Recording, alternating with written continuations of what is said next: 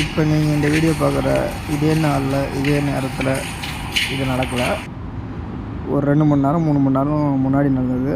அதாவது நான் வேலை பார்க்குற இடத்துக்குள்ளே இந்த லிசார்டு வந்து பூந்துடுச்சு.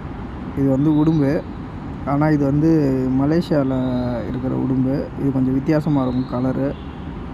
இது வந்து விஷமானதுன்னு சொல்கிறாங்க இங்கே இருக்கிறவங்க.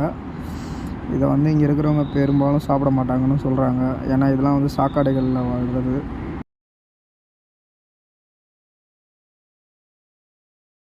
கொஞ்சம் தூரம் ஓடி வந்ததுக்கப்புறம் அங்கேருந்து அதால் ஓடவும் முடியல. சரி அப்படின்னு சொல்லிட்டு நான் என்ன செய்யலான்னு சொல்லிட்டு யோசித்தேன். அப்போ தான் நான் யூடியூப்பில் நிறைய பாம்பு பிடிக்கிற வீடியோலாம் பார்த்துருக்கேன். அப்போ பாம்பு பிடிக்கிறதுக்கு முன்னாடி பாம்புக்கு மேலே கொஞ்சம் தண்ணி ஊற்றுவாங்க. அப்போ பாம்பு கொஞ்சம் அமைதியாகும். சரி அது மாதிரி பண்ணி பார்க்கலான்னு சொல்லிட்டு நான் குடிக்கிறதுக்கு வச்சுருந்த தண்ணி பாட்டிலேருந்து தண்ணி எடுத்துன்னு வந்து அது மேலே ஊற்றினேன். ரொம்ப நேரமாக ஆக்ரோஷமாக இருந்த அது தண்ணியை ஊற்றுனதுக்கு அப்புறமேட்டா கொஞ்சம் அமைதியான மாரி தெரிஞ்சுது.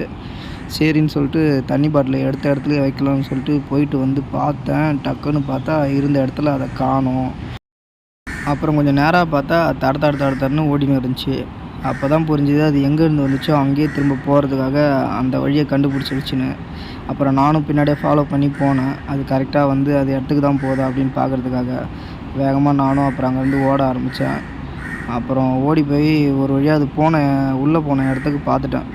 சரி இங்கே தானே வந்துச்சு, கீழே இறங்கிடுச்சான்னு பார்ப்போன்னு சொல்லிட்டு நானும் தேடி பார்த்தேன், காணோம். அதுக்கப்புறமேட்டா தான் கொஞ்சம் நல்லா பார்க்கும்போது அதோடய தலை மட்டும் தெரிஞ்சுது. அதுக்கப்புறம் கண்டுபிடிச்சிட்டேன் நான் அதை. அது வந்து இறங்குறதுக்காக வழி பார்த்துன்னு இருந்துச்சு அந்த இடத்துல. நான் அப்புறம் சரி அதை கொஞ்சம் கிட்ட போய் பார்க்கலாம் அப்படின்னு சொல்லிட்டு பார்த்தேன். அது ஒரு வழியாக அது இடத்த கண்டுபிடிச்சிருச்சு. ஆனால் அதுக்கு அங்கேருந்து எப்படி இறங்குறதுன்னு தெரியல. ஏன்னா அது ரொம்ப ஹைட் அந்த இடம்.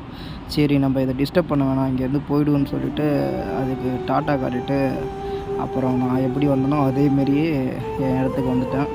ஸோ இந்த மாதிரி விலங்குகள் வந்தால் அடிக்காமல் முடிஞ்ச அளவுக்கு அதை துரத்த மட்டும் பாருங்கள். நன்றி.